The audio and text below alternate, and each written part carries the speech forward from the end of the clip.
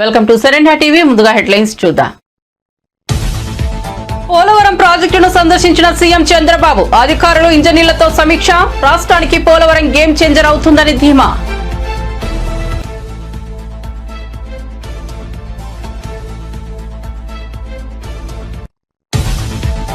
రాష్ట్రంలో ఖాళీగా ఉన్న ఉద్యోగాలను దశల వారీగా భర్తీ చేస్తామన్న బట్టి విక్రమార్క, ఖాళీలను అంచనా వేసి టీజీపీఎస్సీ ద్వారా పరీక్షలు నిర్వహిస్తామని వెల్లడి. జాబ్ క్యాలెండర్ ప్రకారం నోటిఫికేషన్లు జారీ చేస్తామని స్పష్టీకరణ.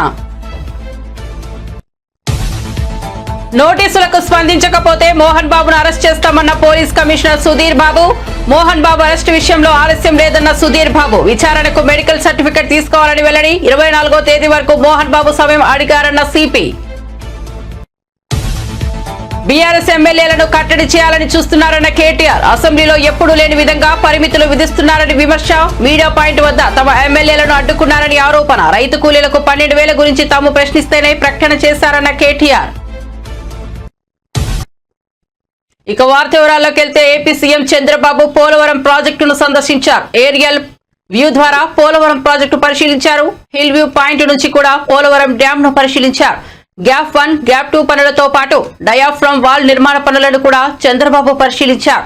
తన పర్యటన సందర్భంగా ప్రాజెక్టు వద్ద ఏర్పాటు చేసిన ఫోటో ఎగ్జిబిషన్ ను తిలకించారు. ఇక పనులు జరుగుతున్న తీరుపై అధికారులను అడిగి వివరాలు తెలుసుకున్నారు. అధికారులు పోలవరం ప్రాజెక్టు ఇంజనీర్లతో చంద్రబాబు సమీక్ష నిర్వహించారు. పోలవరం ప్రాజెక్టు రాష్ట్ర ప్రభుత్వానికి ఎంతటి ప్రాధాన్యత అంశమో వారికి వివరించారు. పోలవరం ప్రాజెక్టు భవిష్యత్ నిర్మాణాల షెడ్యూల్ ను చంద్రబాబు విడుదల చేయనున్నారు.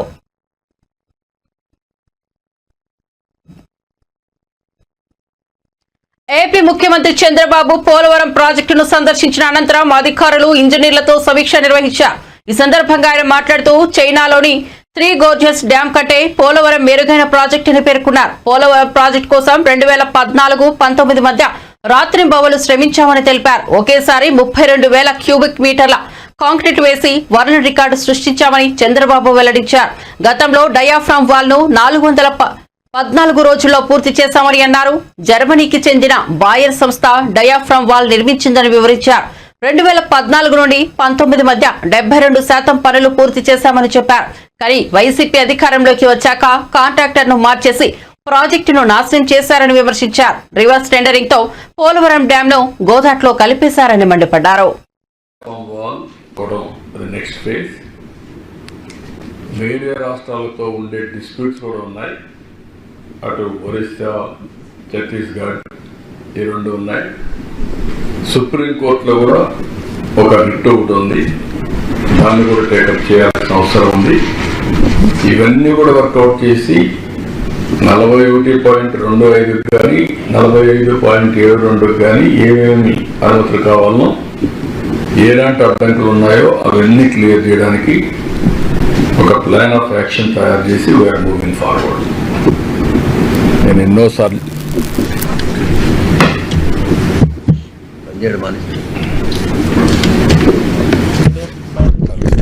ట్యాక్స్ పేయర్స్ మనీ ఈ విధంగా దుర్వినియోగం చేయడం ఏమాత్రం కూడా ఆమోదయోగ్యం కాదు. తెలిసి చేసినా తెలియక చేసినా తప్పే. కానీ దురదృష్టం మన ప్రజాస్వామ్యంలో మాత్రం పనిష్మెంట్ లేదు. ఐదేళ్ల పాటు విలువైన చీరలన్నీ కోల్పోయాయి. అలాగే అదనంగా కూడా భారం పడింది. మొత్తంగా ఎంత నష్టం జరుగుతుంది?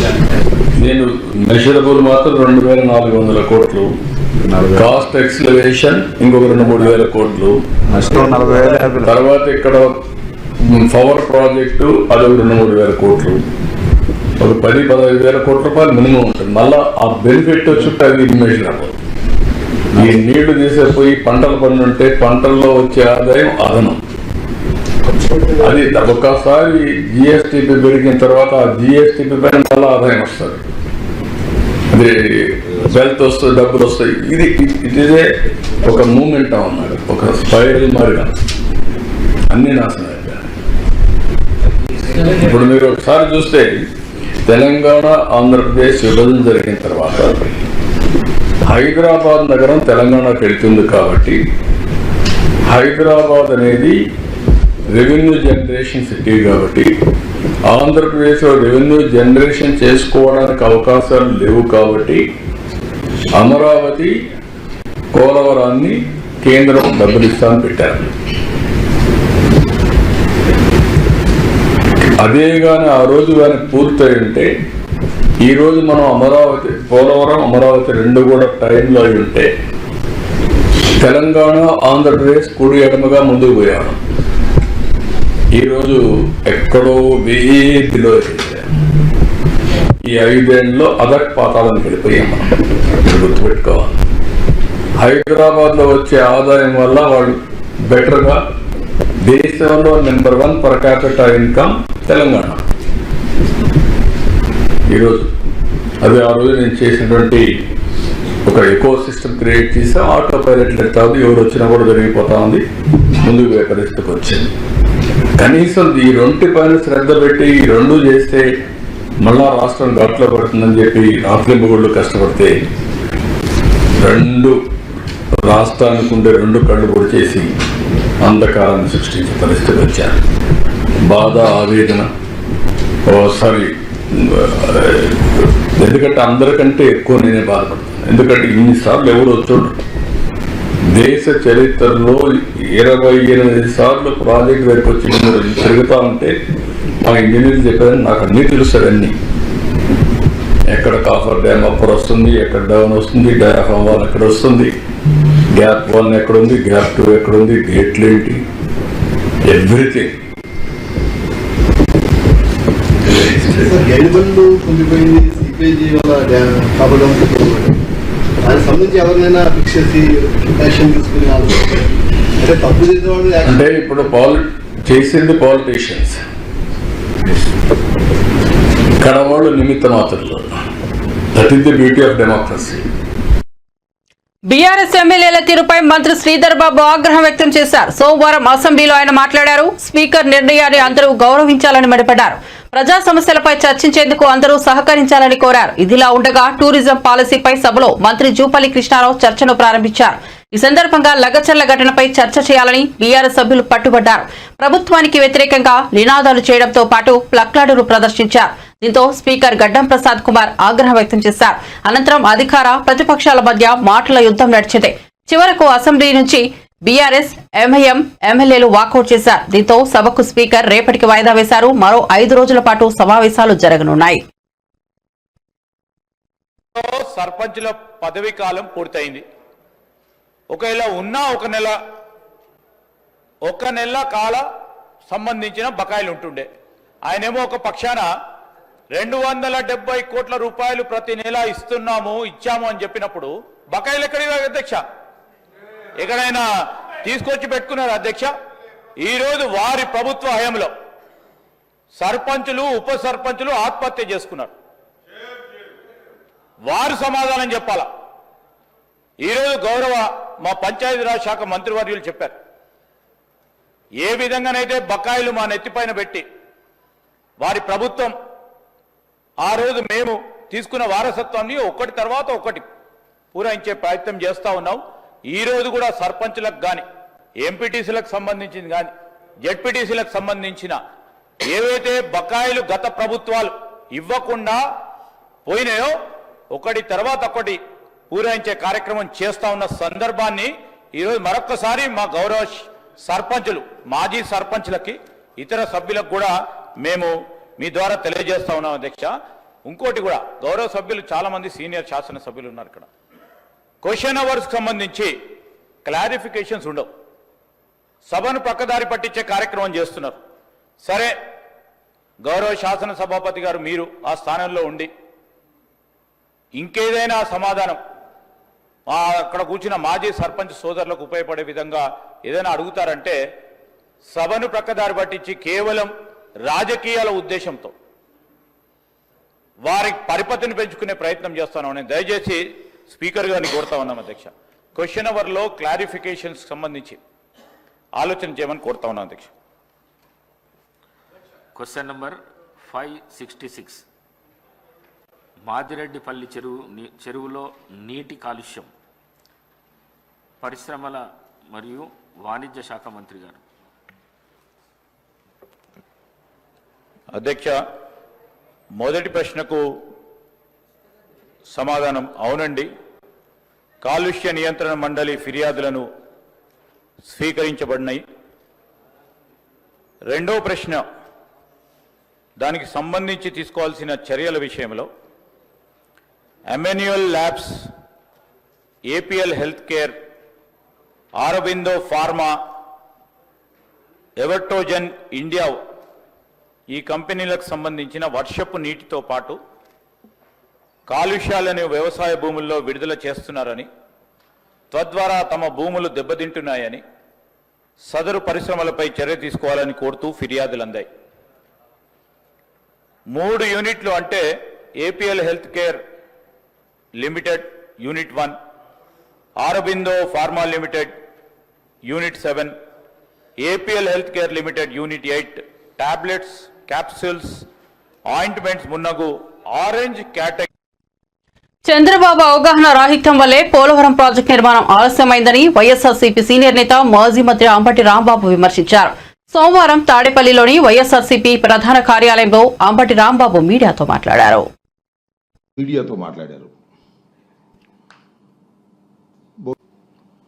రాష్ట్రానికి అదృష్టవశాత్తు 4వసారి ముఖ్యమంత్రిగా చేస్తున్నటువంటి వ్యక్తి మాట్లాడిన ప్రతి మాట కూడా అసత్యాలతో కూడుకున్నటువంటి మాటలు మాట్లాడారు. ఎందుకంటే నేను అద్యాంతం ఫాలో అయ్యాను. మాజీ ఇరిగేషన్ మంత్రిగా ఆ ప్రాజెక్టులో ఏం జరిగిందో నేను 2.5 సంవత్సరాల పాటు ప్రత్యక్షంగా చూశాను. అంతకు ముందు జరిగినటువంటి విషయాలను కూడా సమగ్రంగా తెలుసుకున్నాను. మళ్ళీ ఇప్పుడు జరుగుతున్న విషయాలను కూడా తెలుసుకునే ప్రయత్నం చేస్తున్నాను.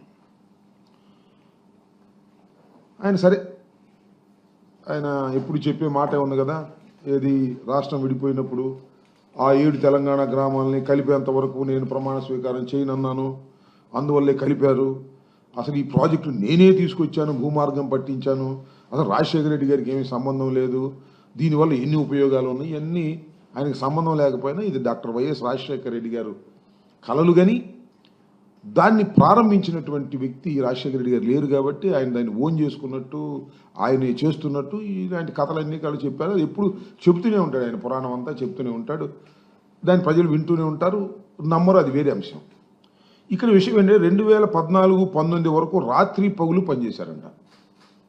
ఎక్కడ రాత్రి పగులు పనిచేశారు అసలు మీరు? 2014లో రాష్ట్రం విడిపోయిన తర్వాత మీరు కొంతకాలం పనులే చేయలే, బేరసారాలు ఆడారు.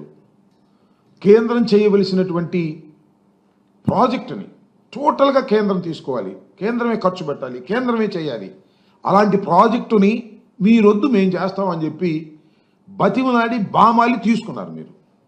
అది చరితాత్మకమైన తప్పిదం మీరు చేశారు. పైగా 16లో తీసుకుంటూ 13-14 రేట్లతో మేము పూర్తి చేస్తామనేటువంటి మాటతో మీరు తీసుకుని పెద్ద తప్పిదం చేసినటువంటి వ్యక్తులు మీరు, నారా చంద్రబాబు నాయుడు గారు. అదేమంటే స్పిల్ గేట్లు మేమే అమర్చామని చెప్పారు. స్పిల్వే గేట్లు ఉంటాయి కదా, ఆ గేట్లు మేమే అమర్చామని చెప్పారు. నవ్విపోతారు. ఎందుకు ఇంత పశ్చిమాబద్ధం ఆడుతున్నారు? అసలు స్పిల్వేనే మొత్తం పూర్తి చేయలేదు మీరు. గేట్ల సంగతి దేవుడు ఎరుగు. స్పిల్వే టాప్ అసలు పూర్తి కాల, పునాదులు కొద్దిగా పైకి వచ్చింది. మేము వచ్చిన తర్వాత పునాదుల నుంచి పైకి తీసుకొచ్చి ఇప్పుడు చంద్రబాబు నాయుడు గారు వెళ్ళారే స్పిల్వే మీదుగా కార్లు వేసుకొని, దాన్ని మేము పూర్తి చేశాం. స్పిల్వే గేట్లు మేము అమర్చాం. వైఎస్ఆర్ కాంగ్రెస్ పార్టీ అధికారంలోకి వచ్చిన తర్వాత అమర్చాం. కానీ చంద్రబాబు నాయుడు గారు ఏంటంటే స్పిల్వే కొద్దిగా పైకి లేవగానే పెద్ద రేకు తీసుకొచ్చి అక్కడ పెట్టి భజన చేశారు. ఎందుకు ఇంత పచ్చి అబద్ధాలు ఆడుతున్నారు? అంటే మీకు మీడియా బలం ఉందని, మీకు చెప్పేటటువంటి ఛానల్స్ ఉన్నాయని, రాసేటటువంటి పత్రికలు ఉన్నాయని పచ్చి అబద్ధాలు చెప్పడానికి are you not feeling shy? మేము చేసిన పనులు మీరు చేసామని చెప్పుకునేటువంటి కార్యక్రమం మీరు వాళ్ళు చేస్తున్నారు. అదేమంటే 72% అంటాడు. ఎక్కడి నుంచి తీసుకొచ్చాడు లెక్క నాకు అర్థం కాల. 72% పూర్తి చేశాం. 72 కాదు, 50% కూడా మీరు పూర్తి చేయలే. ఇది వాస్తవం. మీరు, నేను ప్రత్యేకంగా చెప్పాల్సిన అవసరం లేదు. కానీ మొన్న ఈ మధ్యనే ఆయన ప్రభుత్వం వచ్చిన తర్వాతే నిపుణుల కమిటీ వచ్చి వెళ్ళింది. కెనడాకు సంబంధించిన వారిద్దరు, అమెరికాకు సంబంధించిన వారిద్దరు, ప్రపంచంలోనే ప్రాజెక్టుల మీద పెద్ద అవగాహన కలిగినటువంటి వ్యక్తులు వాళ్ళు వచ్చి పరిశీలించి చాలా స్పష్టంగా చెప్పారు ఇవన్నీ తప్పులు చేశారు. ఎవరు తప్పులు చేశారు? చంద్రబాబు నాయుడు గారు అధికారంలో ఉన్నప్పుడు 2014-19 మధ్యలోనే తప్పిదాలన్నీ జరిగాయని చెప్పారు. ఇంకో మాట అంటాడు చంద్రబాబు నాయుడు గారు, అబద్ధం, అసత్యం. అవలీలగా చెప్పగలిగినటువంటి సామర్థ్యత కలిగినటువంటి వ్యక్తి ఈ భారతదేశంలో ఎవరన్నా ఉన్నారంటే పొలిటీషియన్స్లో అది నారా చంద్రబాబు నాయుడు గారు అని చెప్పడంలో ఏ విధమైన సందేహం లేదు. ఏమంటాడు? అధికారంలోకి మేము వచ్చిన తర్వాత అంట కాంట్రాక్టర్ని మార్చేసామంట.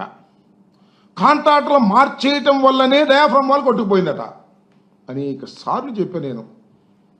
చంద్రబాబు నాయుడు గారు విన్నారు, అప్పుడు దేవినేని ఉమా గారు విన్నారు, ఇప్పుడు నిమ్మల రామానాయుడు గారు వింటున్నారు.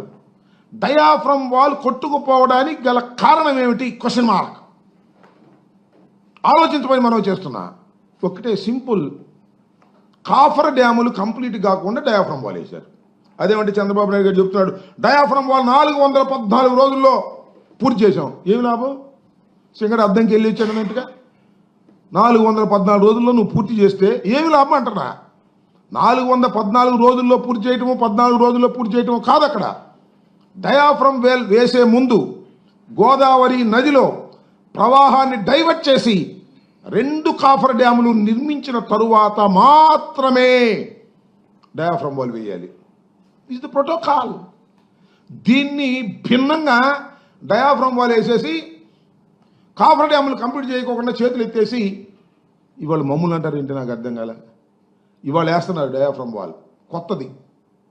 నేను పోయినసారి చెప్పినట్టుగా అసెంబ్లీలో బీఆర్ఎస్ ఎమ్మెల్యేలను కట్టడి చేయడం ద్వారా వైఫల్యాలు బయటకు రాకుండా చూసుకోవాలని ప్రభుత్వం భావిస్తోందని బీఆర్ఎస్ వర్కింగ్ ప్రెసిడెంట్ కేటీఆర్ విమర్శించారు.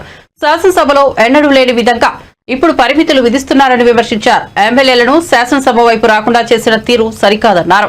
బీఆర్ఎస్ హయాంలో మాజీ ఎమ్మెల్యేలు వచ్చి మంత్రులు ముఖ్యమంత్రిని కలిసే అవకాశం ఉండేదన్నారు. కానీ ఈ ప్రభుత్వం అసెంబ్లీలోకి ప్లక్టార్డులు కూడా తీసుకురాకుండా అడ్డుకుంటోందని మండిపడ్డారు. బీఆర్ఎస్ హయాంలో అసెంబ్లీలోకి ఉరితాళ్లు, ఎండిన పంటలు, నూనె దీపాలు కూడా తీసుకొచ్చి నిరసన తెలిపారని గుర్తు చేశారు. నాగచర్ల గ్రామానికి సంబంధించిన గిరిజన రైతులు, దళిత రైతులు, బలహీన వర్గాల రైతులను గత 30 రోజుల పైచిలకు జైల్లో పెట్టిన నికృష్టపు ప్రభుత్వం రేవంత్ రెడ్డి ప్రభుత్వం. ఎంత అప్రజాస్వామికంగా అంటే తమ భూములు తాము ఇవ్వము అంటే వారి మీద కేసులు పెట్టడమే కాకుండా వారిని 3rd డిగ్రీ టార్చర్ కూడా పోలీస్ కస్టడీలో గురి చేసినారు. అక్కడ ఉండే ఎస్పీ గారికి వీడియో కాల్ చేసి వాళ్ళని కొడుతుంటే ఆయన అక్కడ తిరుపతి రెడ్డి గారు, ఎస్పీ గారు చూసి ఆనందించేలాగా కరెంటు షాకులు పెట్టి 3rd డిగ్రీ టార్చర్ చేసి వాళ్ళని హింస పెట్టింది రేవంత్ రెడ్డి ప్రభుత్వం. ఎంత నికృష్టమైన ప్రభుత్వం అంటే ముఖ్యమంత్రి సొంత నియోజకవర్గంలో రైతులు 35 రోజులుగా జైళ్లలో ఉంటే అది సబ్జెక్ట్ కాదట, అది చర్చనీయాంశం కాదట. కానీ పర్యాటక రంగానికి సంబంధించి చర్చ పెడతానంటున్న సన్నాసి రేవంత్ రెడ్డిని నేను అడుగుతా ఉన్నా, నీకు మనసుందా? నీకు హృదయం ఉందా? నీ నియోజకవర్గంలో నిన్ను ఓటేసి గెలిపించిన ప్రజలు, నిన్ను ఓటేసి ముఖ్యమంత్రిని చేసిన ప్రజలు జైళ్లలో ఉంటే సిగ్గు లేకుండా పర్యాటక శాఖకు సంబంధించి నేనేదో చేస్తాను, పాలసీ పెడతానంటూ ముందుకొస్తున్నావే, సిగ్గుందా అని అడుగుతా ఉన్నా. అయినా నీ ప్రభుత్వం వచ్చిన తర్వాత 2 రకాల పర్యాటకం కొనసాగుతున్నది. ఒకటేమో ఢిల్లీ పర్యాటకం, ఎక్కే విమానం, దిగే విమానం తప్ప ₹1 కూడా వచ్చింది లేదు. సంవత్సర కాలంగా ముఖ్యమంత్రి 30 సార్లు ఢిల్లీ పోయినాడు, మంత్రుల్లో 70 సార్లు పోయినారు. కానీ 100 సార్లు పోయినా 100 పైసలు కూడా తెలంగాణకు తేలేని సన్నాసులు ఈ కాంగ్రెస్ ప్రభుత్వం వాళ్ళు. అదే మాదిరిగా రెండో పర్యాటకం బాగా ఉంది, అభివృద్ధి చెందుతున్నది అంటే జైళ్ల పర్యాటకం. ఎవరు ఈయన మీద మాట్లాడితే వాళ్ళను జైల్లో పెట్టాలా. ఒకవైపు మీరు చూస్తూ ఉన్నారు కొడంగల్ రైతులు జైల్లో 35 రోజులుగా. అదే మాదిరిగా సోషల్ మీడియాలో ఎవరైనా పోస్ట్ పెడితే జైలు. ఆఖరికి ఎల్ఎన్టీ లాంటి ప్రముఖ సంస్థ, అంతర్జాతీయ సంస్థ, దాని CFO ఒక్క మాట అంటే మీ ఫ్రీ బస్ వల్ల మా రైడర్షిప్ తగ్గింది అంటే నిన్ను కూడా జైలుకు పంపుతాననే ఒక నియంతృత్వ పోకడ ఏదైతే ముఖ్యమంత్రి రేవంత్ రెడ్డి పోతా ఉన్నాడో ఆయనకు ఒకటే చెప్తా ఉన్నాం. ఇవాళ గిరిజన రైతులు ఎవరైతే కొడంగల్ రైతులు, కొడంగల్ బిడ్డలు సంగారెడ్డి జైల్లో ఉన్నారో, చెర్లపల్లి జైల్లో ఉన్న మా నాయకుడు పట్నం నరేందర్ రెడ్డి, మాకు న్యాయ వ్యవస్థ మీద నమ్మకం ఉంది, న్యాయం లభిస్తుంది. మేము శాసనసభ వేదికగా ముఖ్యమంత్రిని ఒకటే అడుగుతున్నాం, నీ అయ్య జాగీరా తెలంగాణ, నీ అయ్య జాగీరా కొడంగల్ భూమి ఇయ్యా, నా సొంత భూమి నేను ఇయ్యా అంటే జైల్లో పెట్టేందుకు ఎవరు నువ్వు? నియంతవా, రారాజువా, చక్రవర్తివా? ఏమనుకుంటున్నావు నీకు నువ్వు? ప్రజాస్వామ్యంలో అత్యున్నత వేదిక శాసనసభ. ఆ శాసనసభలో చర్చ పెట్టమంటే దమ్ము లేక పారిపోయిన దద్దమ్మ రేవంత్ రెడ్డి. అందుకే నేను అంటా ఉన్నా, నువ్వు ఏ ప్రయత్నాలు చేసినా, ఎన్ని కుయుక్తులు పన్నినా ఆ రైతుల తరపున కొట్లాడుతూనే ఉంటాం. ఈరోజు ఒక రూపంలో వచ్చినాం, రేపు ఇంకో రూపంలో వస్తాం. తప్పకుండా నేను ఎండగడతాం. మొన్న ఇక్కడికి మేము నీ అదానితో నీ దోస్తీని ఎండగడుతూ టీ షర్ట్లు వేసుకొని వస్తే శాసనసభలో అడుగు పెట్టనీయలేదు. ఇవాళ లగచర్లలో జరిగిన దాని మీద చర్చ పెడదాం రండి. ఈ అర్ధరాత్రి అరాచకాలు ఏంది? ఎందుకు ఆ గిరిజన ఆడబిడ్డలను దౌర్జన్యం చేసి భయపెట్టే ప్రయత్నం చేస్తున్నావు? మగవాళ్ళను జైలుకు పంపినావు, ఆడబిడ్డలనేమో ఇంటింటికి పోయి హింసిస్తున్నావు, బెదిరిస్తున్నావు అని అడిగితే సమాధానం చెప్పే సత్తా లేని సన్నాసి ప్రభుత్వం ఇవాళ అసెంబ్లీని వాయిదా వేసుకొని పారిపోయే ప్రయత్నం చేసింది. మేము మీ ద్వారా, గౌరవ మీడియా మిత్రుల ద్వారా కూడా రాష్ట్ర ప్రజానికానికి, ముఖ్యంగా కొడంగల్ ప్రజలకి మేము ఒకటే చెప్పదలుచుకున్నాం. మీ తరపున మేమున్నాం, మీ తరపున కేసీఆర్ గారు ఉన్నారు. ఎన్ని రకాల శోభ పెట్టే ప్రయత్నం రేవంత్ రెడ్డి ప్రభుత్వం చేసినా తప్పకుండా మీకు అండగా నిలబడతాం. ఇవాళ కేవలం జైళ్లలో పెట్టడమే కాదు, అరాచకం చేస్తూ ఉన్నారు. ఈ రోజు కూడా లగచర్లలో ఫార్మా విలేజ్ అనే ప్రతిపాదనను వెనుకకు తీసుకున్నట్టుగా తీసుకొని మరొక వైపు పారిశ్రామిక కారిడార్ పేరిట భూములు గుంజుకునే ప్రయత్నం చేస్తూ ఉన్నారు. అక్కడ ఉండే కుటుంబ సభ్యులను, రైతుల కుటుంబ సభ్యులను బెదిరించే ప్రయత్నం చేస్తూ ఉన్నారు. ఇంకా కొంతమంది ఎవరైతే పరారీలో ఉన్నారో వారిని ఇంకా కూడా వేధిస్తూ ఉన్నారు, వారి కుటుంబ సభ్యులను బెదిరిస్తూ ఉన్నారు. ఈ రాష్ట్రంలో జరుగుతున్నది ఒక ప్రజాస్వామ్య ప్రభుత్వమా లేక ఒక నియంత ప్రభుత్వమా, ఒక అరాచక ప్రభుత్వమా అనేది మేము అడుగుతా ఉన్నాం.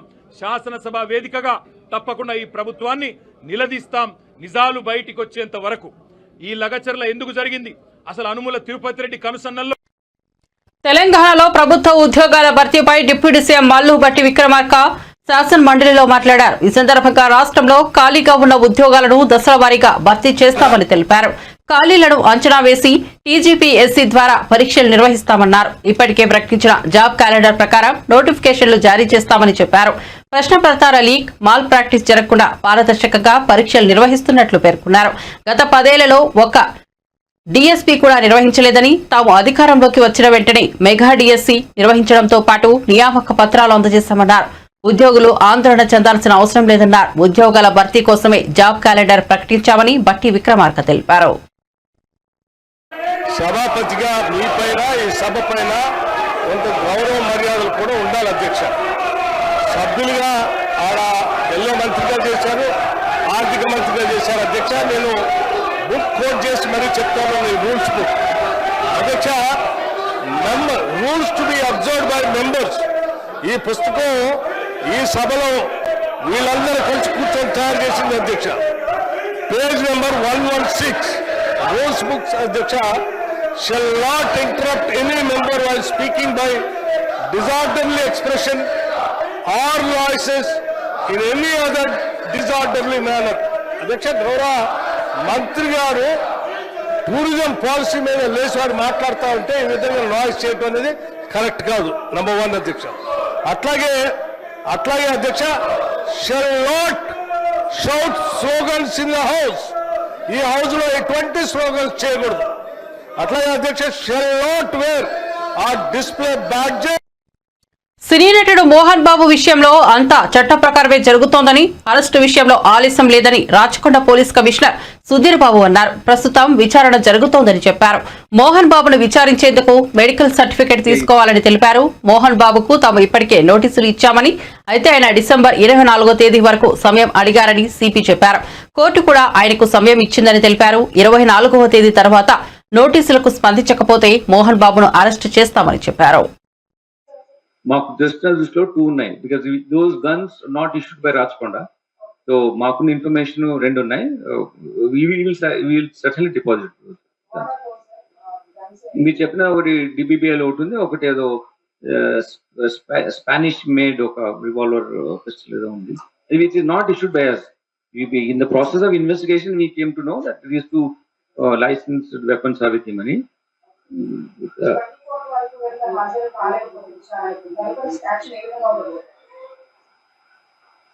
మేము మళ్ళీ ఒక నోటీస్ ఇస్తాం ఆయనకి. నోటీస్ ఇచ్చిన తర్వాత ఆయన అటెండ్ కావాల్సి ఉంటుంది. ఆయన ఒకవేళ టైం కావాలంటే ఈ కెన్ రిక్వెస్ట్ సిస్టమ్ లో ఉంది అది 126 BNSS లో సమ్ టైం అది మెరిట్స్ పైన చూస్తాం. లేకపోతే దాని డ్యూ కోర్స్ లో వారెంట్ కూడా ఇష్యూ చేయడానికి అవకాశం ఉంటుంది. లేదు అరెస్ట్ విషయం లేట్ ఏం కాదు, దాంట్లో మాకు ఇంకా మెడికల్ సర్టిఫికేట్ అవన్నీ తీసుకోవాల్సింది. దాని తర్వాత మేము ఆయన నోటీస్ ఇచ్చాము. ఆయన 24th వరకు టైం అడిగారు. Maybe out of is concern for him ఈ వెంటే దానికి మేము ఫస్టే మేము అగేన్స్ట్ చూపించలేము. కాకపోతే ప్లస్ ఆయన ఇంజూర్డ్ అయినాడు కాబట్టి ఆయన వల్ల వెళ్ళుంటారు. కానీ చట్టం ఏ ప్రకారం ఏది తీసుకుంటే అది మేము తప్పకుండా చర్య తీసుకుంటాం. No, it is honorable court has given him time till 24th. We have to respect the court order. We'll again give a notice. మేము కూడా కోర్టు వారిని అడుగుతాము, అది ఒకవేళ అంతకన్నా ముందు మేము ఎగ్జామ్ చేయొచ్చా అని చెప్పేసి నోటీస్ ఇచ్చాము. ఆయన బాండ్ ఎక్స్క్యూట్ చేయాల్సి ఉంటుంది. Will do it during course of time certainly. Telangana రాష్ట్ర ప్రభుత్వం ఏ జిల్లాను కూడా రద్దు చేయబోదని మంత్రి పొంగులేటి శ్రీనివాసరెడ్డి స్పష్టం చేశారు. శాసన మండలిలో ఆయన మాట్లాడుతూ ఏ జిల్లాను రద్దు చేయబోమని, అసలు పాత జిల్లాలను రద్దు చేసే ఆలోచనే తమ ప్రభుత్వానికి లేదని వెల్లడించారు. ముఖ్యమంత్రి పలుమార్లు ఢిల్లీకి వెళ్తున్నారని, కానీ నిధులు తెచ్చారా అని బీఆర్ఎస్ నేతలు చేస్తున్న విమర్శలపై కూడా మంత్రి స్పందించారు. ఏ రాష్ట్ర ప్రభుత్వమైనా కేంద్రం వద్దకు తరచూ నిధుల కోసం వెళ్లడం సాధారణ విషయమేమని, కానీ వెళ్లిన ప్రతిసారి నిధులు రావని గుర్తించాలన్నారు. కేంద్ర ప్రభుత్వం ఏదైతే ఉందో, మీరు 10 సంవత్సరాలు పరిపాలించినాడు ఆనాటి ముఖ్యమంత్రి గారు, ఆనాటి మంత్రులు కేంద్రానికి వెళ్ళినప్పుడు ఎన్ని నిధులు తీసుకొచ్చారో స్పష్టంగా మీకు తెలుసు, మాకు తెలుసు. కేంద్రంలో అధికారంలో ఒక పార్టీ ఉండి రాష్ట్రాల్లో ఒక పార్టీ ఉన్నప్పుడు ఆ ఫైట్ ఎలా ఉంటుందో కూడా ప్రత్యక్షంగా పార్లమెంటు సాక్షిగా మనం చూసాం. ఇవాళ అసెంబ్లీలో అనేక సందర్భాల్లో మనం చేస్తున్న ప్రపోజల్స్ చూస్తున్నాం. మాటకు ముందు, మాటకు మధ్య, మాటకు చివర గౌరవ ముఖ్యమంత్రి గారు ఇన్నిసార్లు కేంద్రం పోయారు, ఏమి నిధులు తెచ్చారు, ఏమి నిధులు డెఫినెట్గా పోయినప్పుడల్లా నిధులు ఏదో వ్యాగిళ్లతో వస్తాయన్నది కాదు.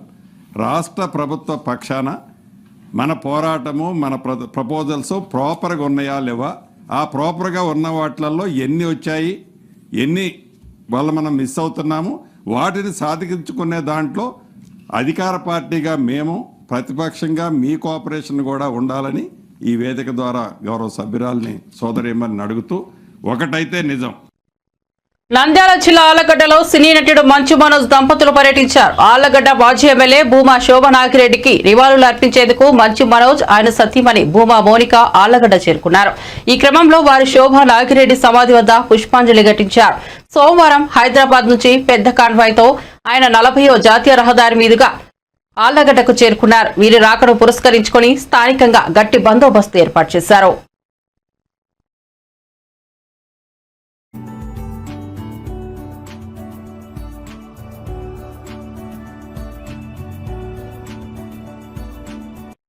బులెటిన్ ముగించే ముందు హెడ్లైన్స్ మరోసారి చూద్దాం. పోలవరం ప్రాజెక్టును సందర్శించిన సీఎం చంద్రబాబు, అధికారులు ఇంజనీర్లతో సమీక్ష, రాష్ట్రానికి పోలవరం గేమ్ చేంజర్ అవుతుందని ధీమా.